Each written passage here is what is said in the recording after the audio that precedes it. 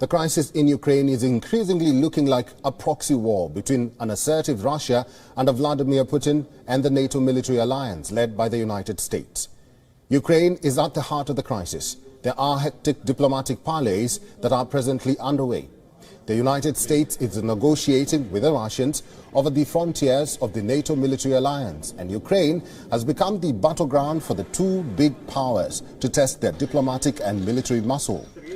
In this context, the comments made by the German Naval Chief while speaking in New Delhi highlights the severity of the decisions being taken on Ukraine. And following his comments, Vice Admiral Kai-Achim Schonbach was forced to step down. The now former German naval chief dismissed the possibility of Russia imminently invading Ukraine and also went so far as to say that President Vladimir Putin deserved respect.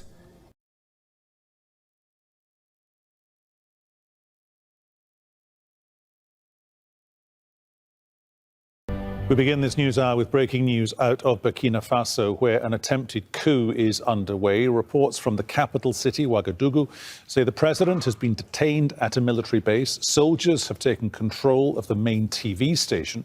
Now, this all follows a day of unrest and overnight gunfire near the presidential home. Yeah, so we're outside the national television station, RTB, at the moment.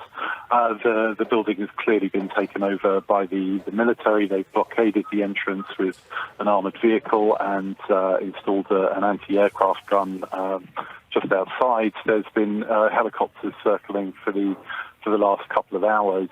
We're really just expecting an announcement from presumably the mutineers who began mutinying yesterday in the capital Ouagadougou to say that the government has been taken over.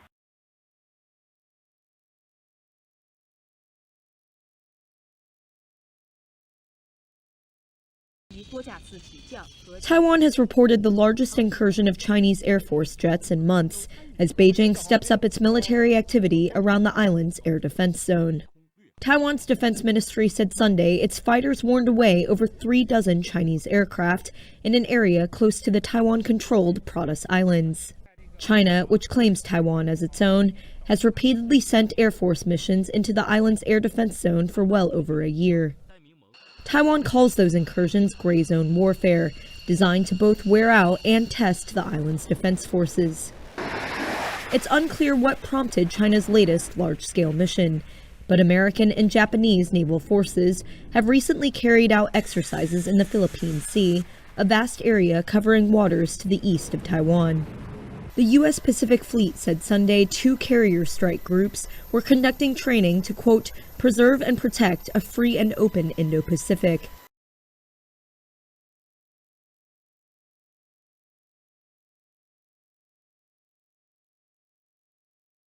According to a communique signed by the government, the incident occurred at about 2:30 a.m. Sunday. The fire engulfed the main room of Leaf's nightclub in the upmarket district of Bastos, which is also home to embassies and some diplomatic residences.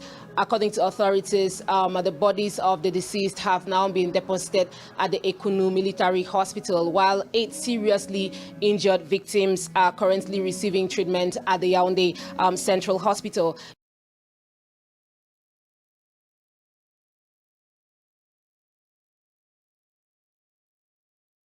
Ripped through a minivan in the western Afghan city of Herat on Saturday. Officials say at least 7 people have been killed and 9 others have been injured. 4 of those killed were women. 3 of those who have been injured are in critical condition.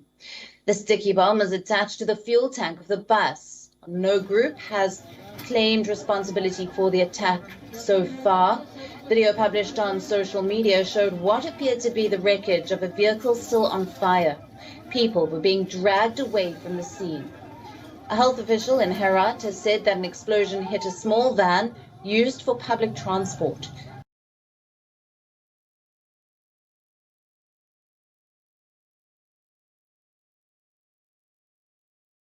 Now, a week after Yemen's Houthi rebels conducted a drone strike in Abu Dhabi, the United Arab Emirates has now intercepted 2 ballistic missiles that targeted the Emirati capital.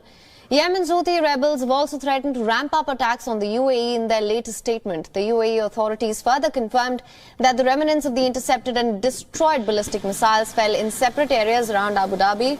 Nobody was hurt in the attack, and issuing a warning against the Houthi attack, the UAE ministry in a statement had said that it is ready to deal with any threats and that the authority would take all necessary measures to protect the country from any kind of an attack.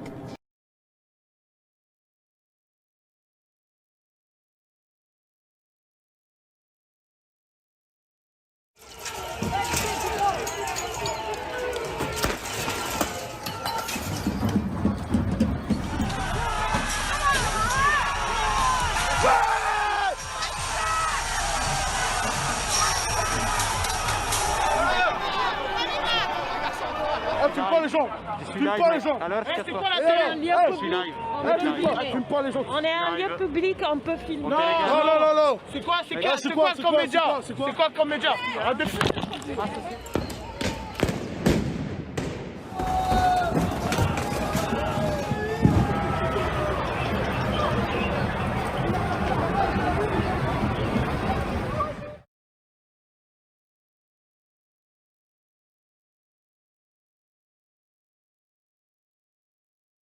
The UK's High Court made this decision just in the last few minutes.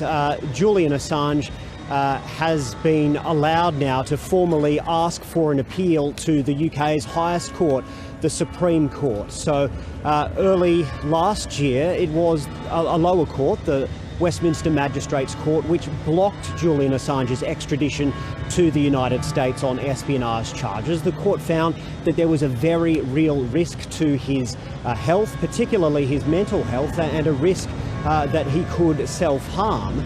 That decision was appealed by the United States government, and they won that appeal in December.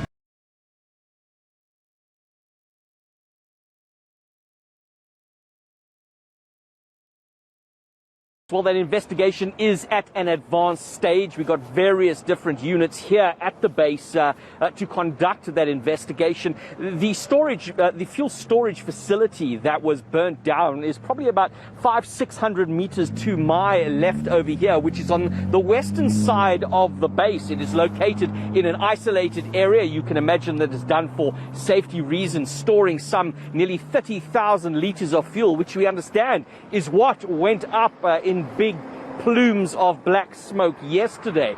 But of course, if you were following it yesterday, you would have realized that the Air Force Base Fire Brigade, they managed to get the situation under control quite quickly. Well, it's now moved on to that investigation side where they're taking a look at how this fire started.